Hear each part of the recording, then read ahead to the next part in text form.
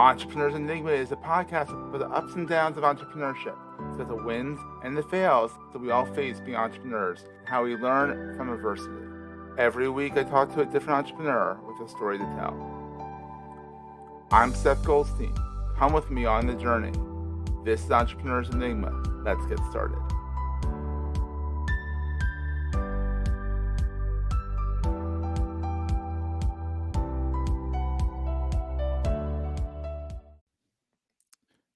Hey everyone, welcome to another edition of the Entrepreneurs Enigma podcast. I'm your host as always, Seth. Today I am here with James Green. He is a consummate entrepreneur. He is a startup guy. He's on his 8th startup and he's pretty much done it all. I'm sure there's still some stuff he'll figure out that he hasn't done and then he'll do it. But, he is quite the Renaissance man when it comes to startups. And it's not just one vertical with startups. He does everything from squash through biotech, through healthcare. He's an interesting dude. I think you're going to enjoy this. Hey, James, how's it going, buddy? Hey, Seth, I'm good. How are you? He's also got the good British accent, too. The very proper. Oh, yeah. Yeah, I put it on specially for the podcast. Oh, there we go. There you go.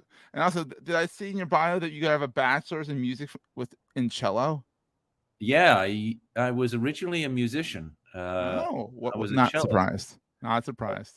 I very, very briefly played offstage cello for the Montreal Symphony Orchestra. They needed some extra cellists for some Mahler.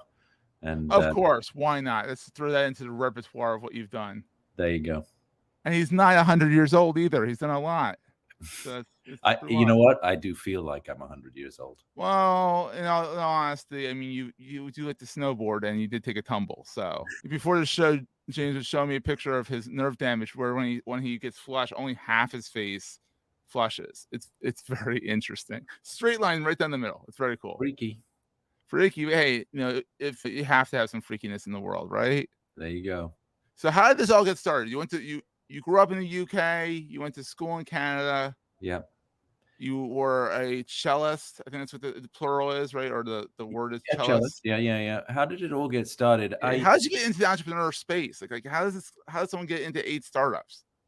Well, so I think that all musicians are entrepreneurs. If you think about a musician's life, they are forever, trying to find gigs, trying to make money, and hustling. It's an entrepreneur. I don't know a musician who isn't an entrepreneur. And I don't think people think of it that way, but they absolutely are. And in some ways, it's the hardest form of entrepreneurship because no one gives you money. Or when they give you money, it's not that much, right. And so what happened to me, I realized when I was about 21 that I was not good enough to be a professional musician. I still gave it a few more years after that. I gave myself till 24.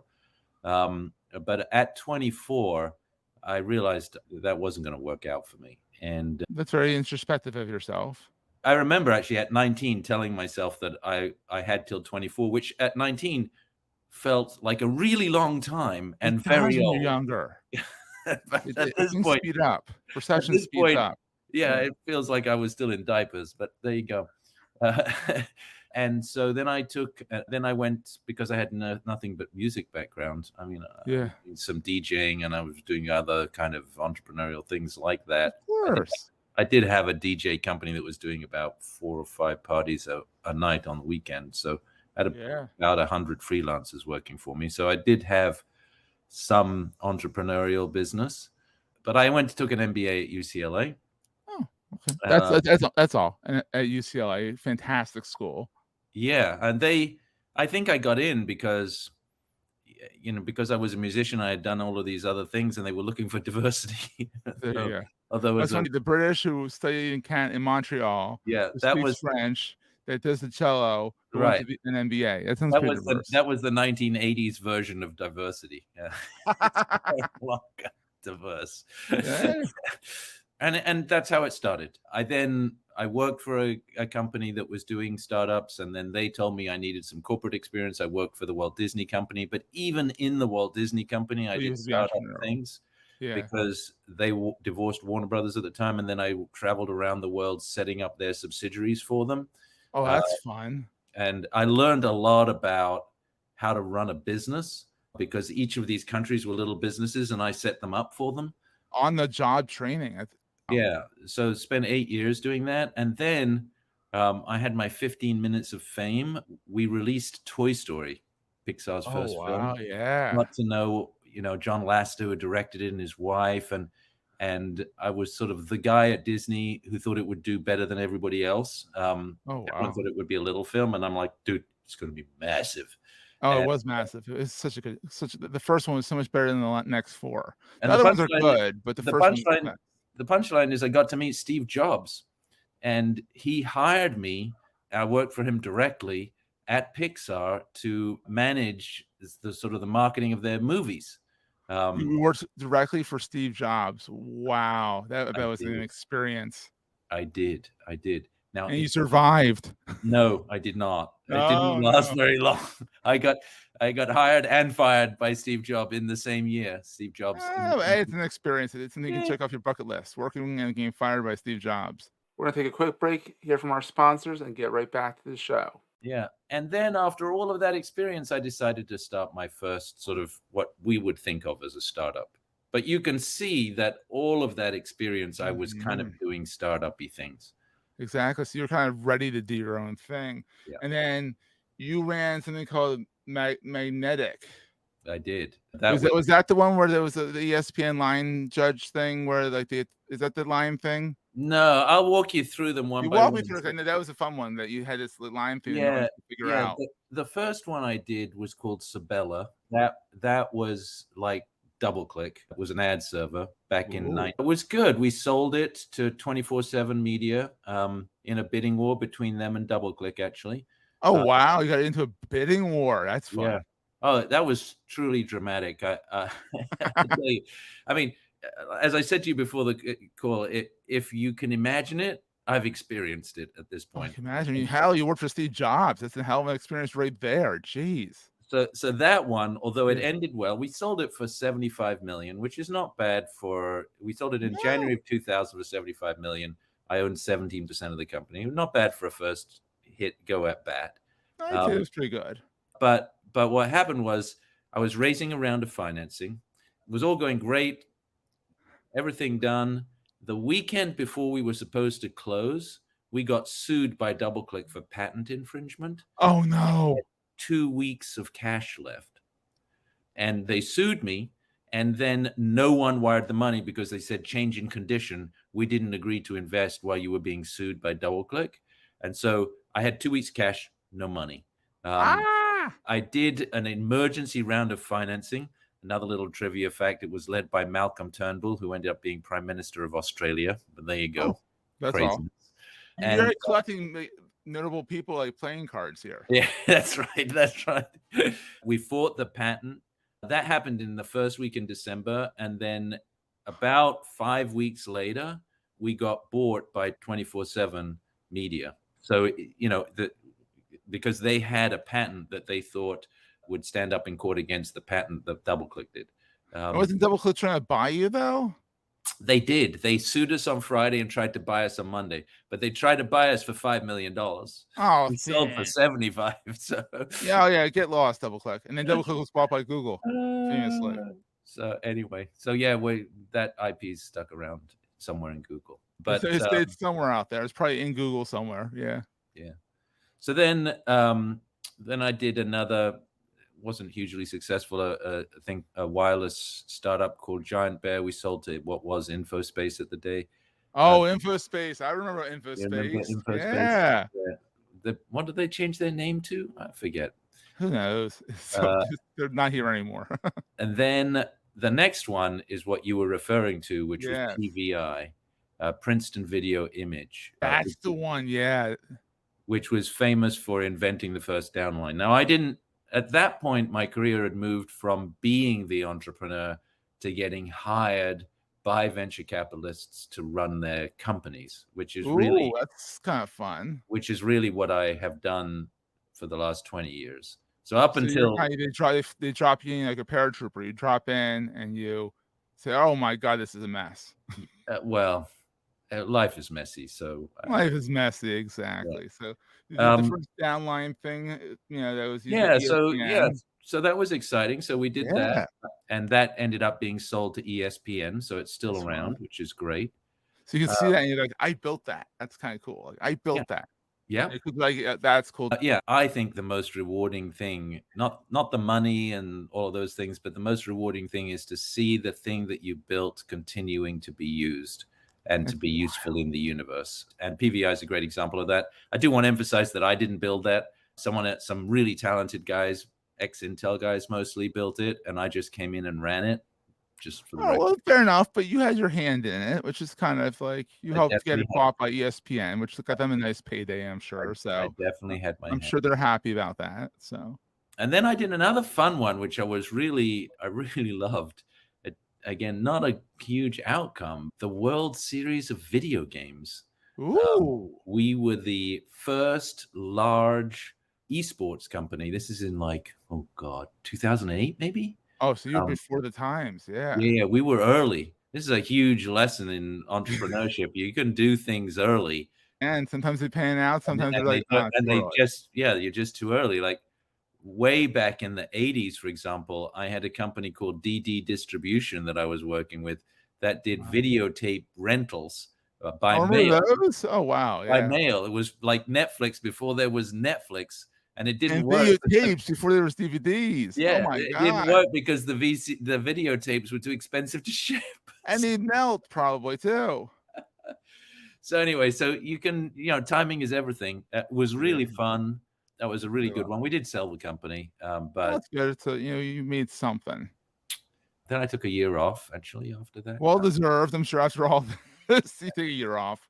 I Yeah. did I did the thing that probably I'm actually most proud of. It's not entrepreneurial and it's not financial. It's not at all. And the thing my wife, my kids, and I took a year, bought a sailing boat, and lived on it for a year, sailed down to the Caribbean, then crossed the Atlantic, and then ended up in Turkey. So sort of winter in the Ooh, Caribbean, summer in the Aegean, and then sold the boat, wow. came back to work. That's a nice little break. Yeah, Let's talk about getting, like, away from it all. yeah. Especially when you're in the middle of the Atlantic, you're away from it all. That is definitively true. Oh my god. And so then you are And then now we you're helping out with Open Squash, which is a 501(c)(3) nonprofit Yep. to make squash more. We're not talking about the vegetable people. We're talking No. about the game. Yeah, I mean, My dad's was very big in squash before he blew out his knees. But he's like racquetball sucks. Squash is the game. And I'm like, all right, there wherever you say that. So, you go. I mean, he was right. Squash is oh, the game. Squash is an amazing, amazing sport, and you know, I I loved it so much that when the place that I was playing squash shut down, squash is really a niche sport in the world, if we're being honest. it's very New York too. Yeah, it's certainly big in New York and Philadelphia. It's also big in England and Canada, and Makes it everywhere that James has been, it's big. There you go. it's big in the English Commonwealth. It's big in Egypt. Never been there. I Egypt, really? Yeah. Egyptians are the best in the world. So, Wow. but when the club that I was part of shut down, Mhm. really squash in the city was restricted only to private clubs, and Yeah. I kind of hated that idea that I had to apply and go with references. Just Oh, I just wanted to be like a gym, just something that everyone could do. And so myself and a couple of other people founded this nonprofit where the mission of the nonprofit is to make squash more accessible.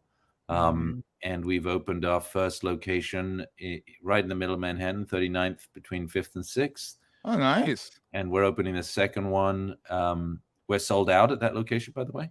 We're Oh, waiting. wow. And we're opening the second one in the fall. I hope September 1st, but maybe it'll slip by Nice. 30 days. We'll see. So you don't sleep because Uh, in addition to that, you also do Cognome, which is your newest startup.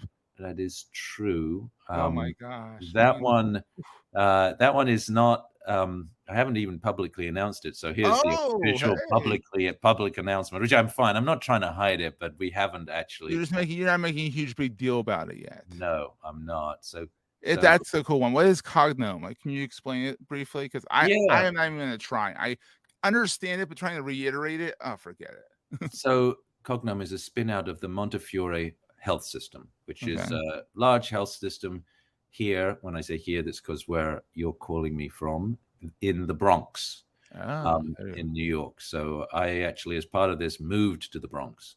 oh, wow. And they built some tech. They decided to spin it out, and they hired me as the CEO to spin it out. So it's the first time that I've been hired by a non-VC to run a company, which is sort of interesting. Ooh, that's exciting. And what they do at a high level, with sort of the ideas of privacy and control first, keeping the data in the hands and control of the individuals and the providers. So if you're in healthcare, there are two people that generate data.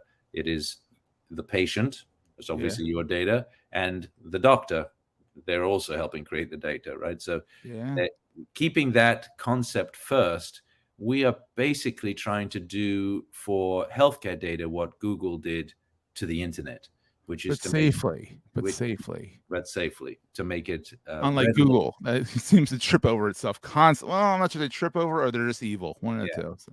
So ours is, we use what's called a federated model. So the tech, I know federated. yeah. So that means that all of the data stays resident in the place it was created, but the tech can bring it all together. So you can query multiple places, but unless the place gives you permission, you can't see it. And there's multiple levels of permission. You could see it in only aggregated. You could not see it. You could see it only in aggregated form. You could see it de-identified, or you could see it at the patient level. Sometimes you do need to see it at the patient level. If you're going to do a clinical trial, for example, you need to reach out to the patient to say, would you like to be in this? This is cool. This sounds like fun.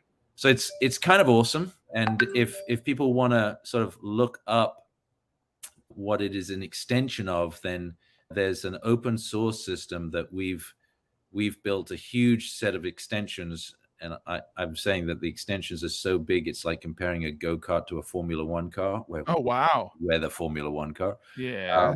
There's an open source movement called Odyssey, which is OHDSI. Of course, they can't spell it correctly, of course. No. But they use a data format called OMOP and a query tool called Atlas. And we've taken all of that and done some incredible things with it to make all of this possible. I'm super excited about it. We have a couple of clients that we're just sort of testing with, totally unannounced. Yeah, you want to make sure it works. Yeah. And so it's super. I mean, it's really from zero, except for the fact that it's already being in use by the Montefiore health system. So it's kind of been dog fooded a little bit. So yes, 100%. That's very cool. So what is so you've done the entrepreneur thing, you've done the fly in and manage a company thing, you've done the corporate thing, you've done the internal entrepreneur thing, you've done it all pretty much. What is the scariest thing about being an entrepreneur / like head of things guy? The scariest? Yeah, what's the scariest thing about it? Because I mean, you go in there. To me, that's actually super easy. The scariest thing is being responsible for payroll.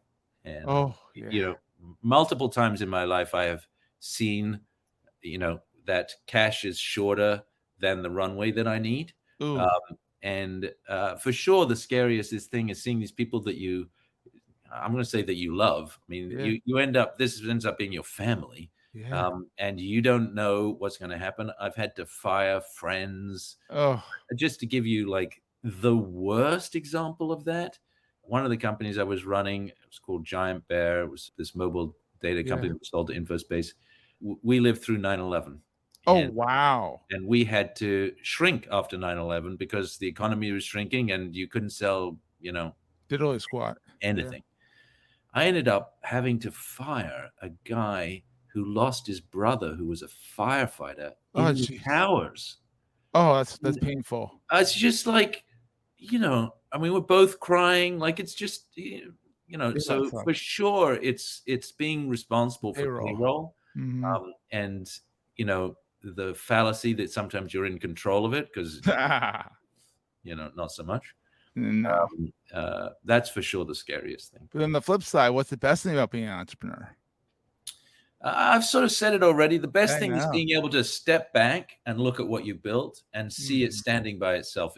It's quite like parenting. Yeah, it's your babies are out there. Your baby, the downline thing is like, yeah, my baby's you wanna help your babies grow, and then you want to help them be self-sufficient. And to me, that moment when they become self-sufficient and they don't need you anymore, and you can see what they're doing, that's priceless. That's awesome. And so what's the most important thing to carry with you all the time? The most important thing to carry with you all the time, not your phone? No. Yeah. That's definitely something you have to carry with you, especially. Yeah. The most important, I'm going to say something a little cliche. I'll go for it. I love cliche. My only defense is I've been saying this longer than it's been cliche to say it, which is your honesty and your transparency. I think the thing that you need to carry, and maybe your humility to go with it. Yes. That if you're an entrepreneur, you are responsible for theoretically at least one other person. It's pretty rare unless you're a musician that you're all alone. It could be one, it could be 100, it could be several hundred. Yeah. And these people's lives are as important, maybe one could argue more important than yours. Mm-hmm. And you hold a large portion of it in your hands. And I think that people allow that to go to their head when what should happen is the opposite. You should have humility about it. You should sort of admit when you don't know what's wrong. There's vanishingly little of that in the world today. I used to be an admirer of Elon Musk, but now he can't seem to admit when he's wrong, which to me is the most, Donald Trump's the same. Like these people cannot admit. They actually see admitting of failure or admitting that you're wrong as a weakness. No, it's a strength. And I see the opposite. I just see the opposite. And so absolutely that openness and transparency and honesty, authenticity and humility. And you asked for one thing, but I kind of think of they are kind of good. They kind of all go together. Yeah. That's the one thing that I do my best. I'm by no means perfect at it, at carrying with me all the time. And then best place to find you is probably you hang out on LinkedIn. It's your online watering hole, right? Yeah. So best place to find me, sure. Message me on LinkedIn. But I answer every email, every text. He does. The worst place to find me is cold call me. No, LinkedIn, email. We'll do that. You can text. Yeah, calling's overrated. It's so interruptive. I got a lot of stuff going on, and you call, and I'm like, I need the setup to be asynchronous. Amen. James, this has been so much fun. Thank you for coming on. I'm glad we got this rocking and rolling. I know it's been a little bit time in the works getting you on the show, but I'm thrilled. This has been so much fun, my friend. I can't believe the time is up already. Oh, I know. It's been so much fun. So we will see everyone next time. Okay. That was a great show. If you're enjoying Entrepreneurs Enigma, please review us in the podcast directory of your choice. Every review helps other podcast listeners find our show. If you're looking for other podcasts in the marketing space, look no further than the Marketing Podcast Network at marketingpodcasts.net.